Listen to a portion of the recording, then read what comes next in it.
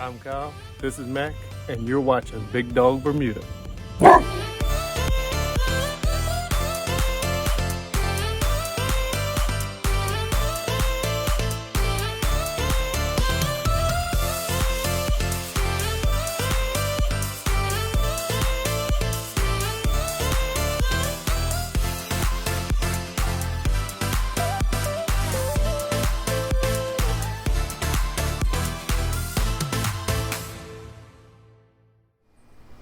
So you want to have a nice lawn that your whole family can enjoy?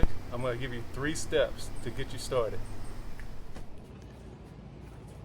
So the 3 steps are going to be broken down as mowing, watering, and fertilizing.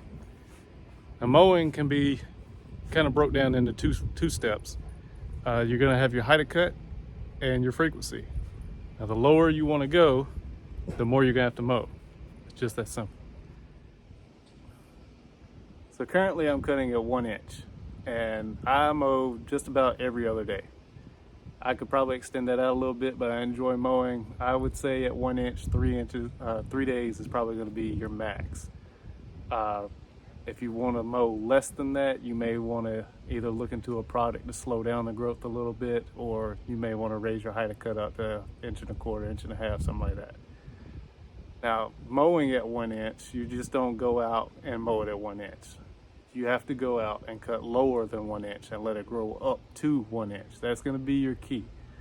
So you need to set what height that you want to cut at, whether it's 1 inch, 1/2 inch, 3/4 inch, 2 inches, 3 inches, it doesn't matter. You need to cut on your first mow, or any mow during the season where you can reset it. You want to mow a little bit lower, 1/4 inch, 1/2 inch lower than where you want to keep it. That's going to keep the ugly brown stem from Bermuda showing every time you cut your grass. I would say if you're cutting at 1/2 inch, which is probably not going to be for beginners, if you're cutting at 1/2 inch, you're probably going to want to cut every day. If you're cutting at 3/4 to 1 inch, you could probably mow every other day to every 2 to 3 days. If you're mowing at 1.5 inches, probably do every 3 to 4 days. And we'll say about 1.5 inches to 2 inches, something around there. You could probably do around 5, 6, maybe 7 days at the max on your mowing.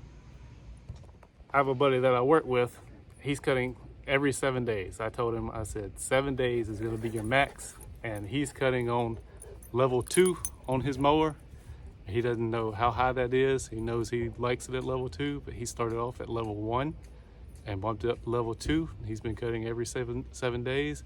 It's been looking fantastic. So don't think that you have to cut your Bermuda every day, every other day, just to keep it green. Number 2 is going to be watering. You're going to want to water, whether it's rain or from your sprinklers. You're going to want to water your lawn at least 1/2 inch a week. Most places recommend 1 inch of water, and depending on how hot and dry it is in your climate, you may need 1.5 inches of water. But you're gonna want to measure your water.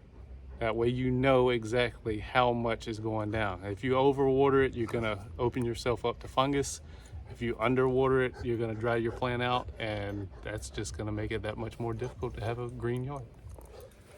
So how do you measure the rain? Rain gauge, of course.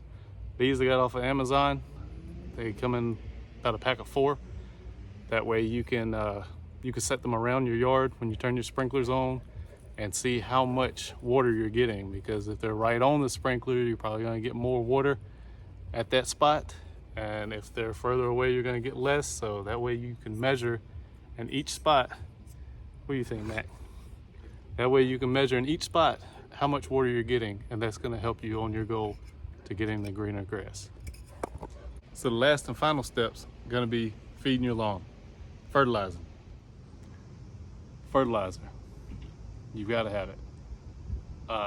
Sunlight is going to help, water is going to help, heat's going to help, but you're not going to have a nice, thick, lush lawn without feeding it. You're not going to grow without being fed. Your grass is not going to grow without being fed. To make this as simple as possible without telling you to go get a soil test and know exactly what you need to put on the lawn, I've actually never done a soil test, but you will need nitrogen. Nitrogen is going to be the first number on the bag of a bag of fertilizer. As long as that number is bigger than the other two numbers, then you're gonna be roughly safe in putting stuff on your lawn. If you over fertilize with too much potassium and too much phosphorus, you can run into problems. But if you're not putting out tons and tons of fertilizer, it's not gonna matter. But to be as simple as possible, you need nitrogen. You're gonna need 1/2 pound to a pound per 1,000 square feet per month. You can go on the lighter side, you go a little bit heavier, whatever you wanna do, but just know the more you push it to grow, the more it's gonna grow. So you're gonna have to stay on top of mowing. So if you follow these 3 steps, I promise you'll have a green yard in no time. Bermuda grows fairly fast. They call it the alpha grass because it's going to grow. If you let it, it'll grow over top of a sidewalk.